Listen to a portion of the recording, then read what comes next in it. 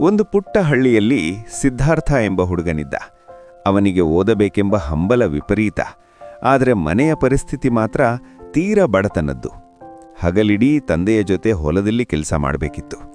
ಸೂರ್ಯ ಮುಳುಗಿದ ಮೇಲೆ ಮನೆಯಲ್ಲಿ ದೀಪ ಹಚ್ಚಲು ಎಣ್ಣೆ ಕೂಡ ಇರುತ್ತಿರಲಿಲ್ಲ.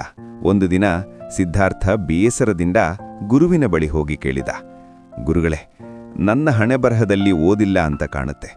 ಕತ್ತಲಾದ ಮೇಲೆ ನನ್ನ ಪುಸ್ತಕದ ಅಕ್ಷರಗಳೇ ಕಾಣಿಸುವುದಿಲ್ಲ. ನಾನೇಗೆ ಕಲಿಯಲಿ?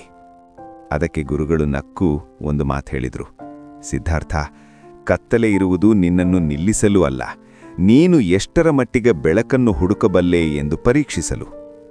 ಅವತ್ತಿನಿಂದ ಸಿದ್ಧಾರ್ಥ ಹೊಸ ಹಠ ಹಿಡಿದ. ಹಳ್ಳಿಯ ಪಕ್ಕದಲ್ಲೇ ಒಂದು ಹಳೆಯ ರೈಲ್ವೆ ಸ್ಟೇಷನ್ ಇತ್ತು. ಅಲ್ಲಿ ರಾತ್ರಿ ಇಡೀ ಒಂದೇ ಒಂದು ಮಂದವಾದ ಲೈಟ್ ಉರಿಯುತ್ತಿತ್ತು.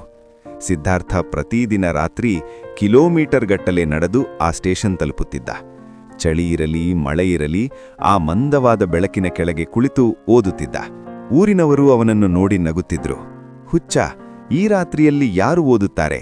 ಮಲಗಿ ನಿದ್ದೆ ಮಾಡು ಎನ್ನುತ್ತಿದ್ರು. ಆದರೆ ಸಿದ್ಧಾರ್ಥನಿಗೆ ಕೇಳಿಸುತ್ತಿದ್ದದು ಕೇವಲ ಅವನ ಪುಸ್ತಕದ ಪುಟಗಳ ಸದ್ದು ಮಾತ್ರ. ಕೆಲವು ವರ್ಷಗಳ ನಂತರ ಅದೇ ಹಳ್ಳಿಗೆ ದೊಡ್ಡ ಅಧಿಕಾರಿಯೊಬ್ಬರು ಕಾರಿನಲ್ಲಿ ಬಂದರು. ಅವರು ಬೇರೆ ಯಾರೂ ಅಲ್ಲ, ಅದೇ ಹಳೆಯ ಲೈಟ್ ಕಂಬದ ಕೆಳಗೆ ಓದುತ್ತಿದ್ದ ಸಿದ್ಧಾರ್ಥ. ಅಂದು ಅವನನ್ನು ನೋಡಿ ನಕ್ಕವರು ಇಂದು ಗೌರವದಿಂದ ಕೈಮುಗಿದು ನಿಂತಿದ್ರು. ನೀವು ಓದುವ ಆಟವನ್ನು ಶುರು ಮಾಡುವಾಗ ನಿಮ್ಮ ಹತ್ತಿರ ಎಲ್ಲಾ ಸೌಲಭ್ಯಗಳು ಇಲ್ಲದಿರಬಹುದು, ಸಮಯವಿಲ್ಲ ಅನ್ನಿಸಬಹುದು, ಸಂಪನ್ಮೂಲಗಳಿಲ್ಲ ಅನ್ನಿಸಬಹುದು, ಬೆಂಬಲ ನೀಡುವವರಿಲ್ಲ ಅನ್ನಿಸಬಹುದು. ಆದರೆ ನೆನಪಿಡಿ, ಸಿದ್ಧಾರ್ಥನಿಗೆ ಆ ಸ್ಟೇಷನ್ ಲೈಟ್ ಸಿಕ್ಕಿದ್ದು ಅವನು ಮನೆಯಿಂದ ಹೊರಬಂದ ಮೇಲೆ ಮಾತ್ರ.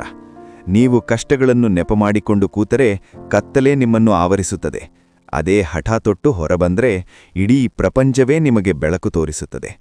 ಸೋಮಾರಿತನ ಬಿಡಿ, ಹಠ ಹಿಡಿಯಿರಿ. ನಿಮ್ಮ ಓದಲೇಬೇಕೆನ್ನುವ ಆಟ ಇಂದೇ ಶುರುವಾಗಲಿ.